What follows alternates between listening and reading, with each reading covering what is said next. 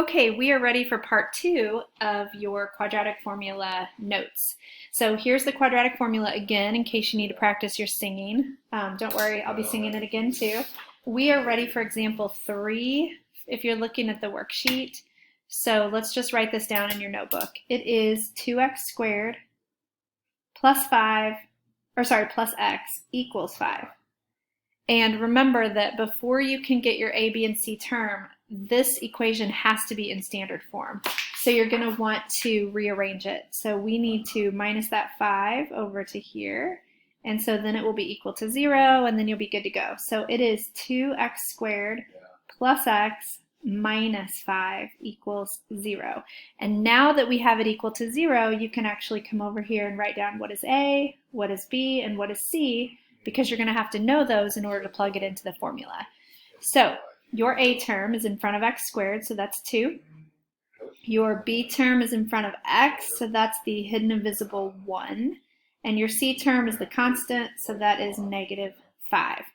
All right, here's the singing I'm sure you've been waiting for. So the formula is x equals opposite B. Okay, let's stop right there. Opposite B is, right now it's 1, so the opposite of 1 is negative 1.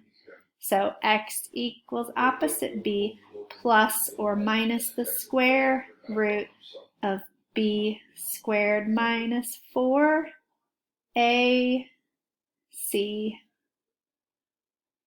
all over 2A. Okay. Again, the more you sing that and memorize it, the easier it's going to be to fill in all these numbers. If you need slow motion or if you need to go back and rewind because you're getting stuck, then maybe I'm going too fast, and that is what a video is for. I'm sure my singing will be awesome in slow motion. All right, here we go. So let's start shrinking this number down. So we have negative 1 plus or minus 1 squared. 1 times 1 is 1. Negative 4 times 2 times negative 5. The order doesn't matter when you multiply, so I'm going to do my negative times negative first. So negative 4 times negative 5 is positive 20, times 2 is positive 40. So plus 40, or you can use your calculator to double check that. All divided by 2 times 2, which is 4.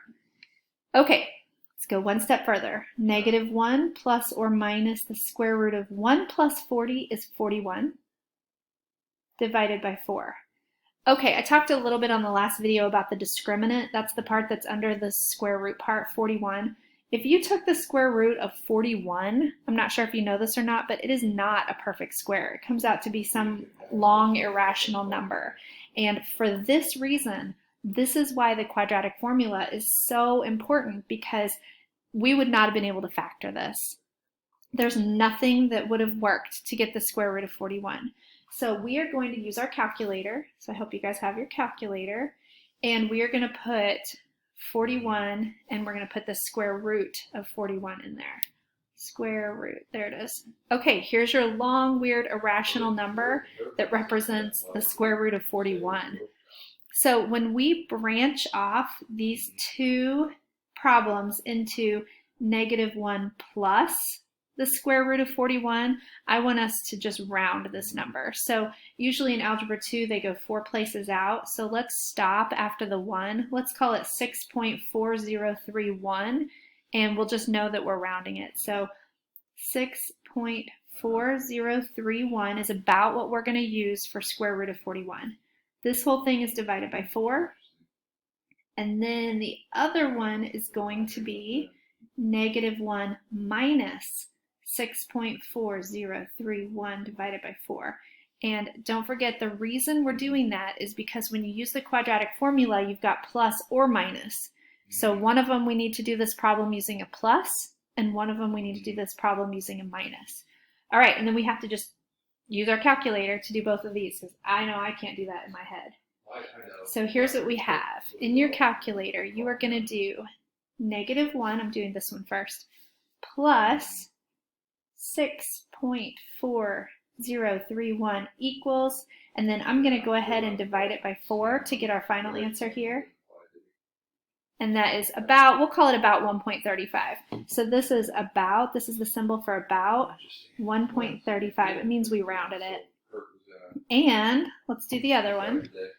So you've got -1, here let me clear everything because those phone calculators aren't as good, -1 minus 6.4031 equals, and then we are going to divide by 4, and that equals about, we'll call it negative 1.85.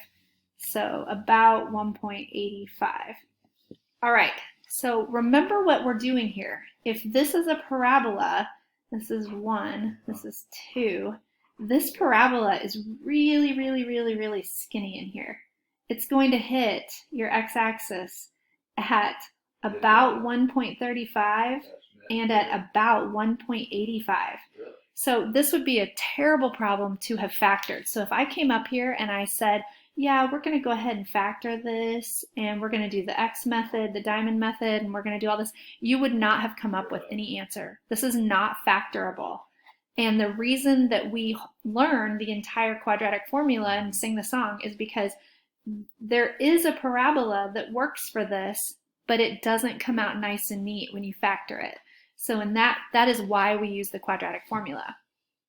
Okay, let's move on to try example 4, which is our last example on this front page.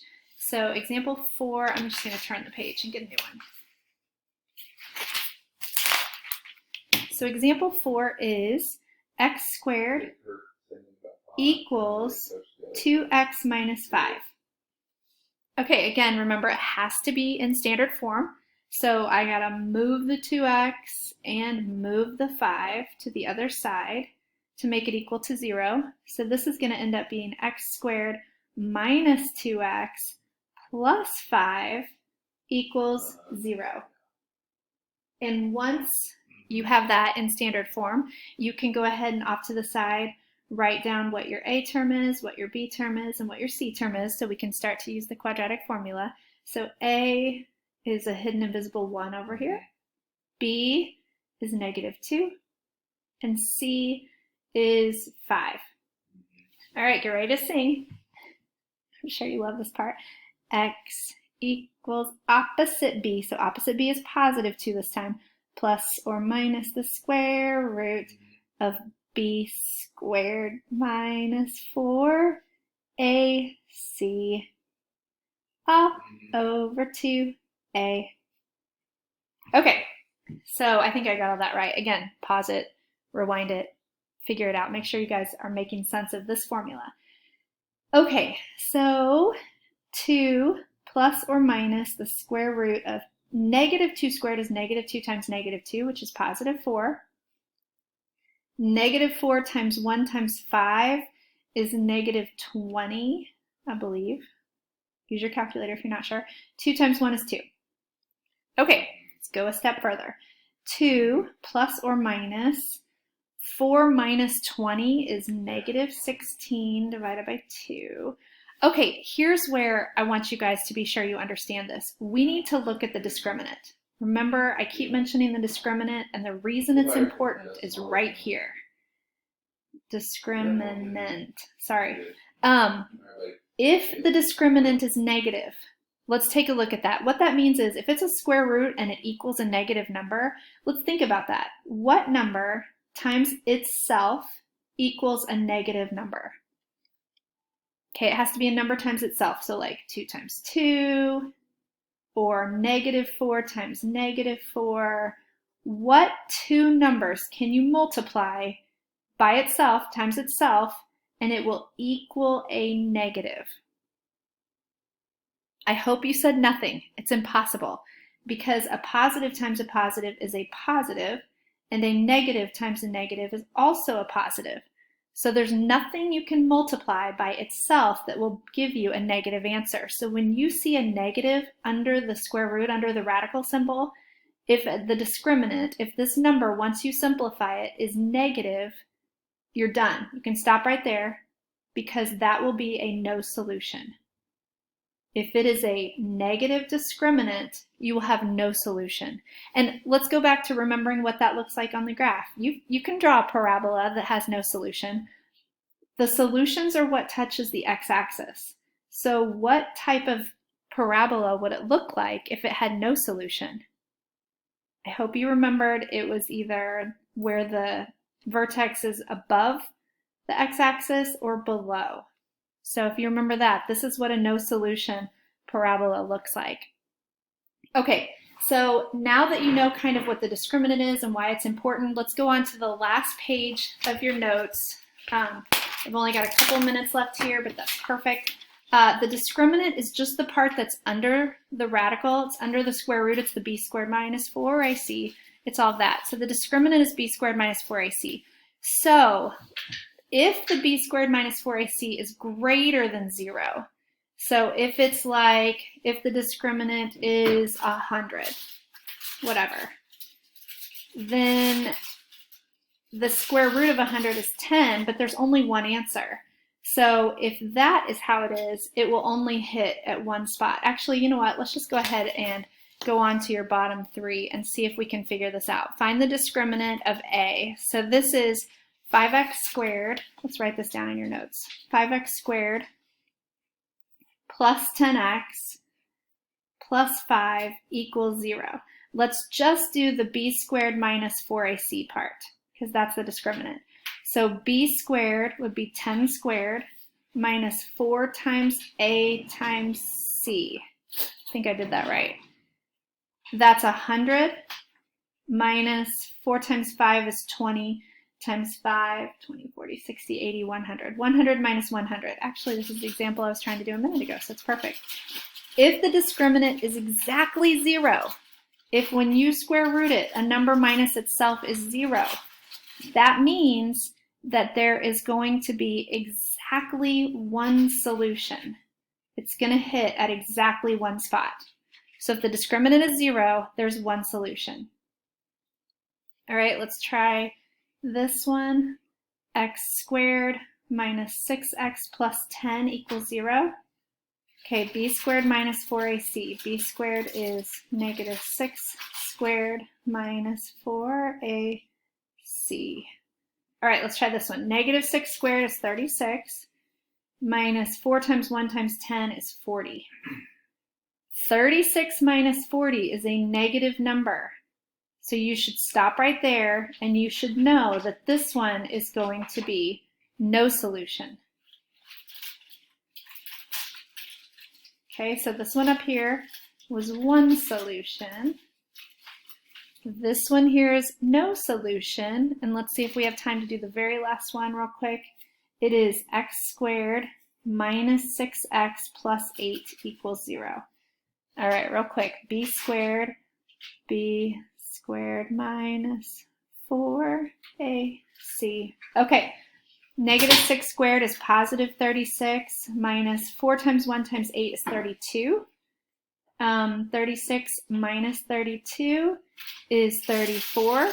That is a number that we can take a square root of. It'll be a weird square root. It'll be an irrational number, but it will end up branching off and having two solutions on the graph. So this will be two solutions. So real quick recap of this last part. If your answer to the discriminant is 0, it will be one solution. If your answer to the discriminant is negative, it will have no solution. And if your answer, my dog is drinking water behind me, sorry about that noise. And if your answer is positive, it will have two solutions. So I hope that makes sense and you are ready for some practice.